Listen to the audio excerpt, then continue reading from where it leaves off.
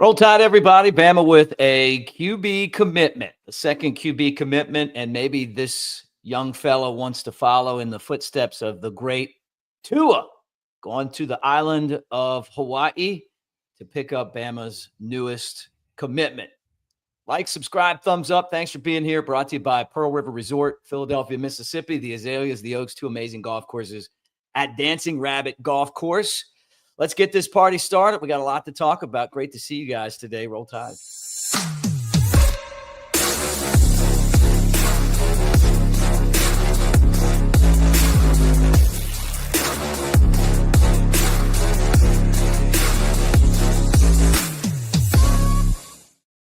All right, with Clint Lamb, I'm Mick Gillispie. Clint, break the news to everyone right now. 4-star commitment coming our way. Yeah, Tayden Kaawa. So the second commitment at the quarterback position for Alabama in the 2026 cycle. You already had Jet Tomala, rated as a 4-star recruit, a borderline top 200 guy, who I think on 3 has rated as the number 11 quarterback. And then, we talk about the importance of the quarterback position and making sure that you're both set up for the short term and the long term. So, I think they were playing a little bit of chess here, and we'll get into that here in just a second. But they go out and they get Tayden Kaawa, who is a 3-star according to most recruiting services, including the Rivals industry rankings, formerly known as the On3 industry rankings. But On3 specifically, they have him not only as a 4-star, they have him, I think, as the number 166 overall recruit, the number 13 quarterback or 12 quarterback, one of the two. So he's certainly well regarded as far as On3 is concerned. And I think some of these other recruiting services will probably end up coming around too. But this was a fantastic get for Alabama. We'll get into the kind of the scouting reporting, what he means as well. Yeah. I'm excited about this, obviously, but did you see this coming? Let me just kind of throw this out there. Everybody loves to know, who it came down to. And it came down to Hawaii, Cal, Oregon, and BYU. And a lot of players from Hawaii go to BYU or USC. They've had kind of a pipeline that direction. But obviously Alabama won him over. What does it mean to get this kid 6'4", a big guy, 235 pounds? They throw the football a lot in Hawaii, in high school. Obviously, they do that here too in the South. But when we saw with Tua, how good these guys are, at loving the game of football. And Bama even had like a station, an affiliate in Hawaii. So it's pretty cool to kind of go back out there again. Yeah, Kawa's interesting to me because I understand what the offer list was, and obviously Oregon is a very respectable program. Bryson Beaver is another quarterback that Alabama was kind of after. Matt Ponatowski, them and Oregon have kind of been they've viewed these quarterbacks very similarly. It feels like they've been going after a lot of the same guys. They ended up obviously with Bryson Beaver, who I'm a huge fan of as well. Alabama ends up with both Jet Tomala and Tayden Kaawa. And when you look at Kawa's game, like he primarily operates out of the shotgun. I haven't really seen anything as far as him going under center. That's not crazy, nowadays when it comes to high school football or college, to some extent, maybe the NFL, but I think even the NFL is getting away from it a little bit. But the guy's got phenomenal size, 6'5", 235, 240 pounds. He's already put on 10 to 15 pounds this offseason. He operates extremely well in the pocket. He's willing to step up in the pocket, deliver throws. Would like to see him do a little bit better job as far as the processing. But I think that's going to come with time. And especially with him being kind of your second quarterback that you're taking in this class, more than likely he's going to be, a multi-year guy who you can kind of bring along slowly and build his confidence, build his skill set. But the natural tools, I think he can make throws to, every level of the field. There's not really a throw out there that you would ask him to make that he can't make. But, I don't think he has elite arm strength necessarily, but he has the ability to push the ball downfield. He's got mobility, but what I like about his mobility is that, number one, it's not the primary for him. Like that's not how he wants to win, but he will use that mobility to escape, keep his eyes downfield, and he will make throws on the run. He's comfortable changing arm angles and doing all those things, and he will push the football downfield. So I think just from a size, arm talent, kind of, the mobility that he brings to the table, he's not stationary. He's not a statue in the pocket. This guy can do a lot of different things for you offensively. And I think that it was a very, smart move for Alabama, whether it's adding a quarterback for next season, which I think that's exactly what's happening. You also got to realize that you're looking at a situation where you could be losing 2 of your 3 quarterbacks that are currently in the room following 2025. So I think that this is the coaching staff trying to stay ahead as far as this new era of college football and the transfer portal and trying to replenish that depth. Now, let's hypothetically say Ty Simpson has a good enough season where he moves on to the NFL. Right. Pretty clear that Keelan Russell was operating as Alabama's QB2 this year, so he's the presumptive starter going into 2026. That causes Austin Mack to leave. That's one of the many scenarios that I'm talking about as far as potentially losing 2 of your quarterbacks. But, you wouldn't want to go into 2026 with a young player in Keelan Russell with 2 true freshmen behind him. So even though I think the coaching staff is kind of foreseeing only having 1 quarterback on the roster next year that's on the roster this year, I also think it's possible that they would go out in the transfer portal and add some experience, maybe to come in and compete with Russell. But then you've got 2 guys as far as replenishing the depth, some good developmental prospects at the quarterback position that you can develop for the future. And, if you had to start working into that depth, you could certainly do that. Guys, we're brought to you by our friends at Residence Inn Ocean City. Look at that view. They are back-to-back coastal style hotel of the year. They are fantastic. And Keith, our buddy out there, takes care of you. Looking for that great spot for vacation, maybe this fall. Check out Residence Inn by Marriott. Our friends at the Next Round actually went out there, did some shows from the pool. You got Secrets Bar. You got all the great seafood, including Maryland-style crab cakes and all the restaurants, the beautiful views, the boardwalk. That's at Residence Inn. We appreciate them. So you kind of broke down Bama's quarterback room moving forward, and that this kind of makes me feel like they expect maybe to lose 2, because Keelan Russell is going to end up being the starting quarterback at some point, right? I mean, you would think. And if you're Austin Mack, if you get past, say that happens, then you expect him to transfer and not be the backup. Now, nothing's set, right? I mean, anything can happen, but 2 quarterbacks in this class, two pretty good quarterback prospects, kind of lines up that way. Yeah, and when I say a number of different situations where you lose 2 of your 3, we already laid out the scenario where Keelan Russell ends up being the guy going into 2026. Ty Simpson moves on. Austin Mack ends up transferring out because the younger player is now trending towards being the starter. It's also possible that Ty Simpson elects to come back, and if that ends up being the case, and he is considered the starter moving forward for 2026, then Austin Mack probably will leave. And then Keelan Russell, I don't know. Maybe he'd be willing to sit for a couple of years. I know that he's more than willing to sit for 1. I don't really know anything beyond that. So it's possible that you would lose Russell in that situation. Maybe it's a situation where Ty's not good enough to go to the NFL, but maybe they don't like what he gave them as much as they want, Keelan Russell in 2026. So maybe it's like a Dylan Gabriel, Jackson Arnold type of situation where they want to move on. Dylan Gabriel ends up transferring to Oregon to kind of clear the way for the 5-star phenom. And maybe that's you see a similar situation with Ty Simpson. But either way, I think there are a lot of different scenarios where you lose 2 of the 3. And so it's like, okay, how do you prevent this from being a problem every year where you're needing to go out and add multiple quarterbacks?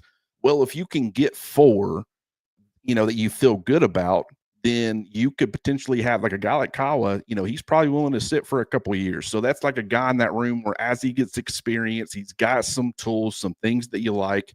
You can kind of more than likely keep him on the roster for bare minimum a couple of years to make sure that you've got the numbers that you need. But, you probably need to go this route where it's like, okay, because you just signed Russell and everybody knows he's going to be Alabama starter in the future, those 2026 guys, more than likely, they're not expecting to come in and immediately push for playing time. But I think what Alabama did was they once again, evaluating correctly, getting some toolsy guys who can be really good for your offense down the road, and you bring them in, and they're guys that aren't necessarily looking for immediate playing time that you can develop behind the scenes. And then you've also got the avenue of the transfer portal where it's like, okay, if you need to go add experience to come in and compete, whether it be in 2026 or 2027, depending on what happens, you can always go that route. Mm-hmm. But I think this is Alabama saying 4 quarterbacks in this era of college football is way smarter because the transfer portal, this keeps some continuity. You don't want one entrenched starter being your only guy who was in the system the year before and everybody else is brand new every year. So I think that there's an emphasis on getting 4 on the roster and then at least being able to maintain 2 of those. Well, it's when you look at the overall success of the class ratings wise, he's rated 3-star, 4-star by one of the publications, I guess ESPN. But Bama right now in the industry rankings, according to Rivals, is number 6, and that puts them 3rd. Make that now 4th in the SEC behind Georgia, Texas A&M in the 6th spot. So USC 1, Georgia 2, Notre Dame 3, Texas 4, Texas A&M 5, Bama 6. Do you have any concerns? They also took one of the 5-stars away from CJ Crowell. So now Bama's got 4 5-stars, still more than anybody else. Well, I mean, Crowell, he's rated as the number 25 overall player right now. Cedarian Morgan is the number 35 player. So he's outside of that top 32, but anybody that is sitting in the top 32 range, they're going to be a 5-star in my opinion before it's all said and done. That's just how it works. I just think they like rolling it out slowly. They like this, we can create some storylines down the road when, Crowell ends up earning his 5th star. That's something you can talk about. But when you look at the Rivals rankings for a lot of these players, I mean, Jira Edwards is the highest ranked, number 87 according to Rivals. Xavier Griffin, number 52. Cedarian Morgan, number 35. Jordan Edmonds, number 67. Xavier Crowell, 4-star, but the number 25 overall player. And then, really Jamarian Matthews is one that's kind of an outlier the other direction where he's ranked number 77 overall when it comes to the industry rankings, but on Rivals in particular, they have him as a top 32 player. So I think before it's all said and done, if he maintains that top 32 status, he'll be a 5-star. But for the most part, when you start going on this list, Rivals is much further down on a lot of these Bama commits than others right now, which is interesting because On3 specifically was pretty high on a lot of these guys. Not everybody, but that's something to keep an eye on for sure. But at the same time, I'm not worried about Alabama's class. I think they are filling the right holes. I think that as far as the guys down the recruiting rankings, I'm a huge fan of a lot of them. I think they're going to fill the necessary spots at the bottom of your depth chart, and you don't have to worry as much about those guys transferring out in the immediate. So, I mean, I have no problem with where they stand right now. I know they're ranked number 6. Everybody wants, a lot of people will try to troll, other fan bases because they see you guys were hyping up this crazy good Alabama class and you're sitting at number 6. Like, you're not even number 2. You're not number 3. You're all the way down there at number 6. Let them say what they want to. I think Alabama's getting the right guys. I think they have one of the best recruiting classes I've seen despite ranking. And because I like a lot of these players and where they're ranked, and I'm higher on a lot of these guys than maybe the rankings would indicate. And so let's just see how things play out. But the other side of it, and it's a critical component, is all these others that are recruiting, maybe the ones that are ahead of Alabama, how good does their staff do as far as the development side of it? Because that's one thing that we know you're going to get from Kalen DeBoer and his staff is development. So, I'm completely fine with where they're at right now. Well, it could be worse. You could be the Auburn Tigers. You're not wrong. Now, hold up, man. They got Wilkes and, that 4-star top 100 recruit. The everything's fine for Hugh now because they got that one player over Alabama, even though Alabama, that was a a recruitment that had kind of gone separate ways a long time ago. You still got he picked Auburn over XX in Alabama. And so, of course, Auburn fans had fun with that. But, I guess all is right in the world on the Plains now. Yep. Still got a long way to go. But do you think Bama's going to end up with a top 5 class when it's all said and done? Yeah, if they get Tank, I think they will. Yeah, because they're still in the running for Elijah Golden as well. They need probably another defensive lineman. I like their defensive line class, and I certainly think that that Tank Jones could end up being a defensive lineman, but he would be more so viewed as a bandit. So I'm more so talking about the interior guys. A guy like Golden could certainly help on that front. But yeah, I think that before it's all said and done, and I'm not guaranteeing this. In fact, I would say with the way things are trending right now, I think 5, 6, maybe 4, anywhere from that 4 to 7 range would probably be based off of the rivals rankings. That's where I would say Alabama's probably going to end up. But I don't want people to be alarmed. I understand the run that Alabama went on under Nick Saban, just number 1 recruiting class after number 1 recruiting class. Like everybody wants that. I've said it's not the top. The top is as elite as it's ever been. Are they getting as many of the 4-star guys when you start getting down there in 16, 17, 18? Are they as highly rated as previous classes? No. But so they don't have as many. But at the same time, they're still getting the right guys. You still have the transfer portal at your disposal. And I think they're being very smart with their money. If you can get the lower rated guys and you can develop them to be that same caliber of player that was kind of at the bottom, that 17 to 20 range like before, and then you can turn around and use the transfer portal to fill rosters, even though you might not be one of the premier schools when it comes to the NIL and the funding that you have available, you can stay very competitive. So that's what I like. Based off of Alabama not being Texas or some of these other places, I think they're doing exactly what they need to do to stay competitive in this new NIL era. So, I don't think fans should be freaking out at all. Well, guys, we're brought to you by Pearl River Resort, Philadelphia, Mississippi. I see you in the comment section, so stay there. We're going to do some questions here, but I want to tell you guys about Pearl River. Hour and a half from Tuscaloosa, 2 and change from Birmingham. You got Dancing Rabbit Golf Course, the Augusta you can play. You got Geyser Falls Water Park on a hot day like this. Hey, it'd be great to get out there and hit that lazy river and slide some of the slides. Got the spa, got the sports book at Golden Moon Casino. We're going to be there soon doing some live stuff. So make sure you come check us out, Jake Coker included. But we appreciate Pearl River for having our back and getting us on the air every day. All right. Let's get to some of your comments, questions. If you guys have any questions, here's Kyle. He says, just good for depth all the way around for next year. I think you kind of addressed that, Clint, but it's hard to develop really good depth when you mentioned it before. You got these really elite guys, and then the middle, a lot of those 4-stars are going other places that would have came to Alabama and kind of waited their turn. Yeah.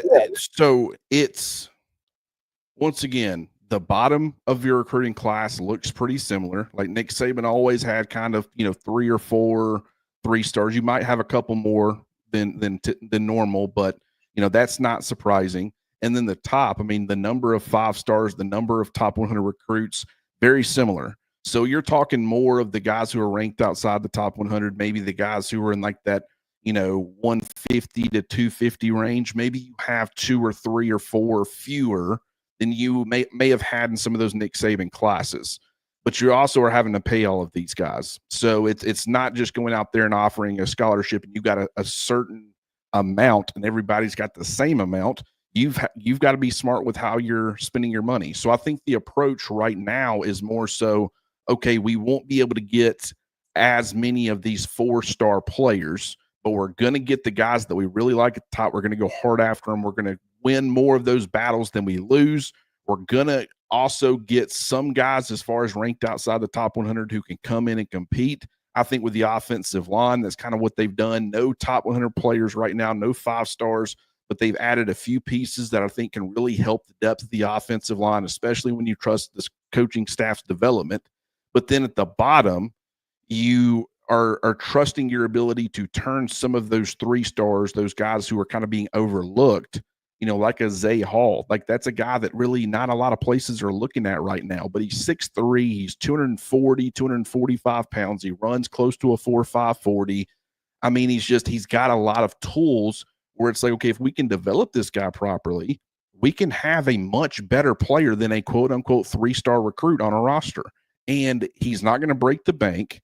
And, I don't think he's as much of a threat to leave. Like, okay, if I'm not playing after year one, I'm out of here. Like a lot of those top 100 recruits who are going to Texas and stuff, and Alabama might be dealing with some of that as well. I just don't think they will be dealing as much with it as some of these other schools, because they're guys have a little bit of different expectations when they're not as highly recruited. So I think it's a good, smart approach. And I think it's exactly what a place like Alabama needs to do at this point to stay competitive in this current landscape. Yeah, Matt's talking about spending money on 5-stars. Here's another debate that we kind of had before we went on the air too. And is it Kaawa or Kaawa? Is that how you say it? Kaawa? I thought it was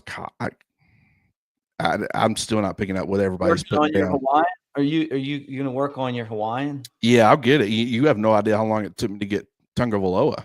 That took me a minute. Never got it. I just Iamaliava. That's one that you got to like look at yourself in the mirror and practice a couple times. Good thing I didn't have to cover him, but I eventually got it because it's like at a certain point I needed to stop saying Nico. So Kaawa. Okay. Kaawa. That's easier for me right there. So Kaawa. So we'll get that right for sure. Hey, look, it's like when you get, I've been doing play-by-play for 20 years. You get names every day. You got to figure out. Some of them you just don't know. They can be pronounced a lot of different ways until you actually see it on the chart, right? This was a guy that I kind of feel like I didn't really hear a whole lot about this guy. We kind of knew he was on that Bama might do a second quarterback, but you're not talking about a super elite prospect. You are talking about someone that it could develop into somebody really good. This isn't Keelan Russell. He's not coming in a 5-star with everybody in the country with offers to him, but he's still really good. And obviously Bama's coaching staff likes what he brings to the table. Ryan Grubb likes Nick Sheridan likes what he sees. Kalen DeBoer likes what he sees. You get an idea of what they want in the quarterback spot, right? And Michael Penix is kind of their like prototypical, this is the kind of guy we loved having. But you look at Austin Mack, this guy's kind of similar build to Austin Mack, kind of tall and, be able to strong arm, throw some footballs. I just wonder, like you said, like what the roster looks like next year. Then you can't really predict that because the whole team could transfer if they wanted to. I saw, I think it was 24/7 Sports. Their kind of comp was DJ Uiagalelei for Kaawa. And I like that for this reason. The size. Uiagalelei, he was 6'5", he was 250 plus pounds. He was a massive body. Now, he struggled. He struggled at times for Clemson. He struggled. Obviously, he was terrible at Florida State. Pretty good at Oregon State, but, he had some struggles there. So some people, even though he's a former 5-star recruit, some people look at that and they might say, that's not who you want. But here's the thing. Uiagalelei, I think he created a lot of very bad habits by being pressed into playing time pretty early in his career, and then really never broke some of those habits. And when I talk about the processing, and this is why I also like that comparison, I think the processing for Uiagalelei, he never really developed on that front like you wanted him to. And that was probably one of the biggest things holding him back, is he just didn't see things and process things fast enough. That does not automatically mean that Kaawa is going to be the same. But what I like about it is, imagine Uiagalelei with all the physical tools that he had, him being viewed as a 3-star or a borderline 4-star, and he didn't have all these high expectations. He goes to a place, he sits for multiple years, he learns the game, things starts to slow down for him, and then he gets his opportunity, what he potentially could have been in that instance. Now, so from a physical tool standpoint, kind of the mobility is fairly similar. Like Uiagalelei wanted to win from within the pocket, but he had a little bit more mobility than, probably a 250 plus pound quarterback not named Cam Newton would be given credit for. But that's, so I like that comp, and I think it plays quite a bit, but it does not mean that they're going to be on the same career trajectory, and that automatically, because Uiagalelei ended up being a pretty bad quarterback, does not mean that Kaawa is going to be, the same. One question that I got yesterday that I would love to discuss with you, because I thought it was great. We were doing the mailbag yesterday with Jimmy. There was one question that got asked after we had already recorded, and it was from Kevin Briggins. And I just thought it was a brilliant question. If Ty Simpson's last name was Manning, would people view Alabama differently given the amount of talent in returning players? Guy who sat for multiple years. Now, he did start one, a couple games last year against Mississippi State and some other,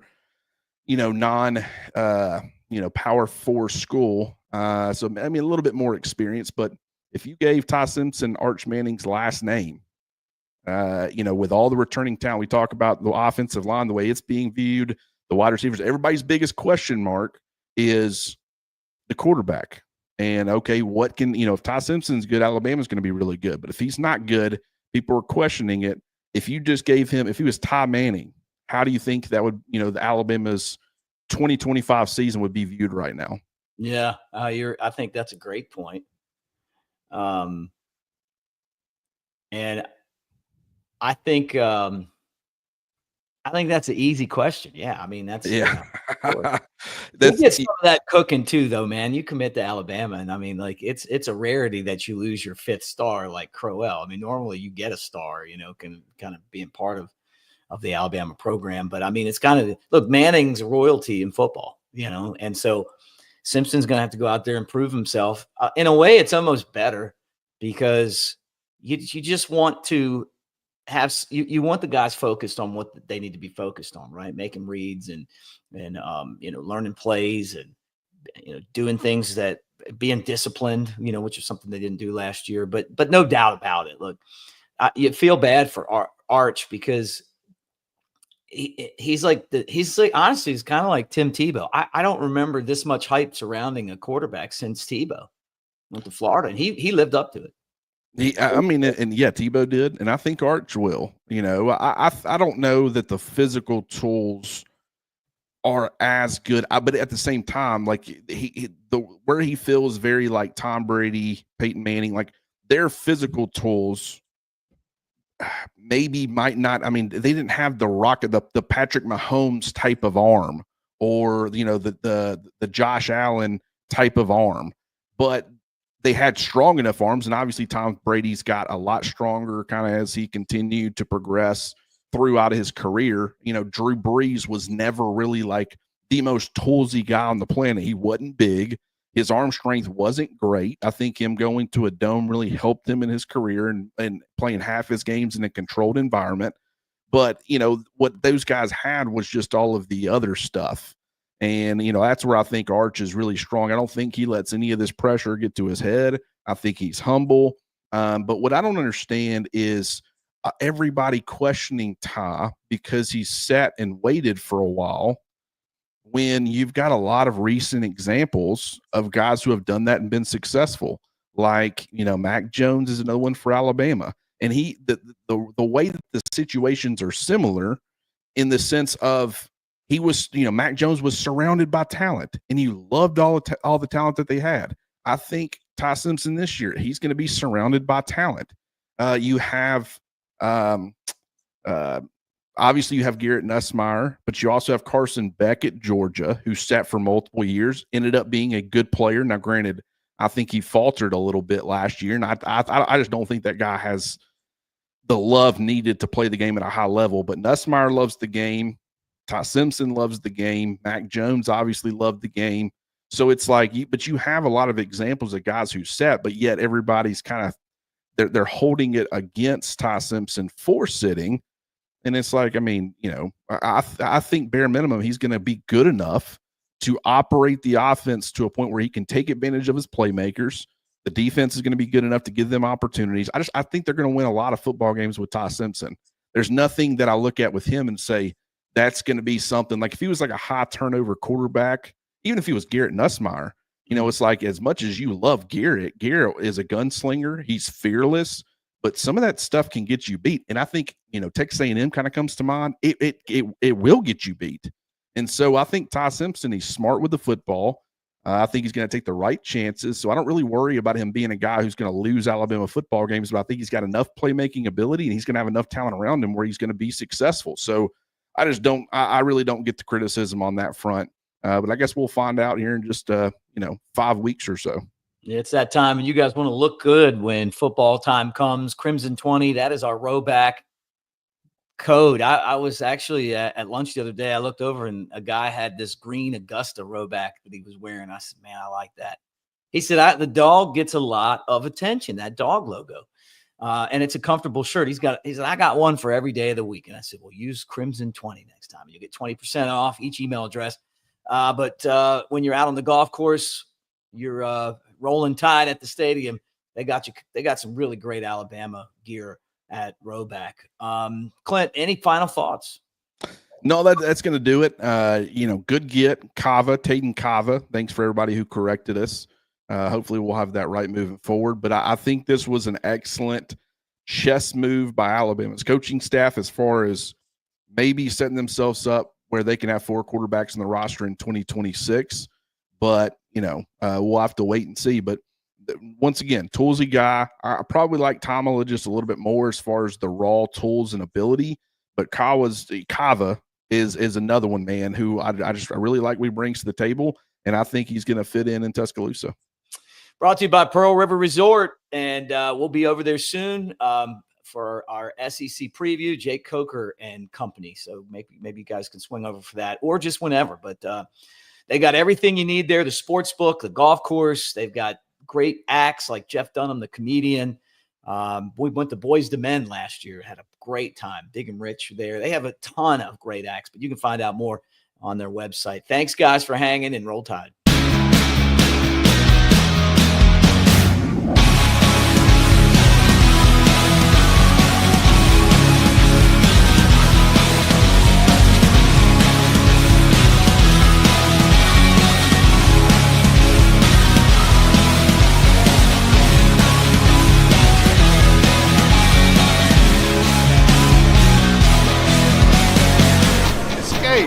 To Pearl River Resort.